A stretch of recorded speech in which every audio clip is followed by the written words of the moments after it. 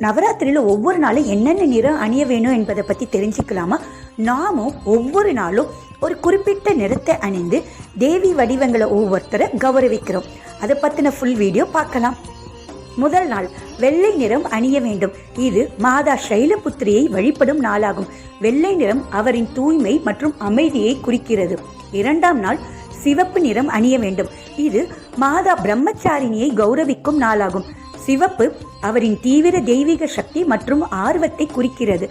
மூன்றாம் நாள் நீல நிறம் அணிய வேண்டும். இது மாதா சந்திரகண்டாவின் அமைதியான கிருபை மற்றும் தைரியத்தை குறிக்கிறது. நான்காம் நாள் மிளிர்ந்த மஞ்சள் நிறம் அணிய வேண்டும். இது மாதா குஷ்மாண்டாவை கௌரவிக்கும் நாளாகும். மஞ்சள் நிறம் அவரது புன்னகையால் பிரபஞ்சத்தில் வந்த மகிழ்ச்சியை குறிக்கிறது.